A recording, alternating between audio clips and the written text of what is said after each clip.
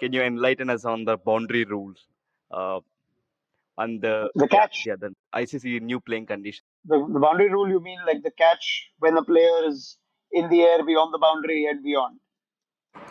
Hey, okay.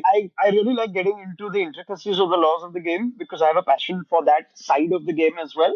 Uh, So yeah, I mean, I try to stay as well read on it as possible, or at least I'll try and go back and read it and try and interpret it. Yeah, so I guess the new boundary, the clarification issued regarding the boundary catch rules, there was a very famous catch in the Big Bash a few years back. That video has gone viral uh, about when the player is taken the catch within the field of play. He's happened to toss it up in the air, but he's tossed it up beyond the boundary. He goes beyond the boundary himself, jumps in the air and pushes the ball back into the field of play, right? And he's come back in and taken the catch and it's been deemed out. So as per the old laws, that was out. The one thing that the laws have clarified right now is, which is the sensible law, is that if you go beyond the field of play and if you have any contact with the ball, you need to then have be grounded within the boundary line if you are going to touch the ball again.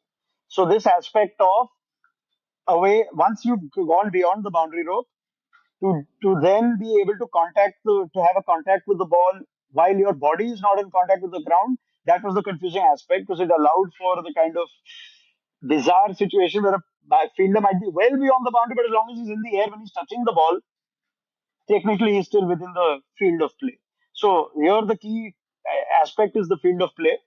You are ensuring that the player is within the field of play and then the contact with the ball and the hands can be legitimized. Whereas here the player was completely out of the field of play, but he was just being interpreted as within the field of play because of a loophole of him being in the air, which doesn't actually make sense. So there are a lot of laws that are written in good spirit, but when you see the application, you realize, oh, this is not what we intended. So there's always the spirit of the law and the intention of the law. The intention of the law was not to legitimize those catches where the player is miles beyond the boundary and just happens to be in the air.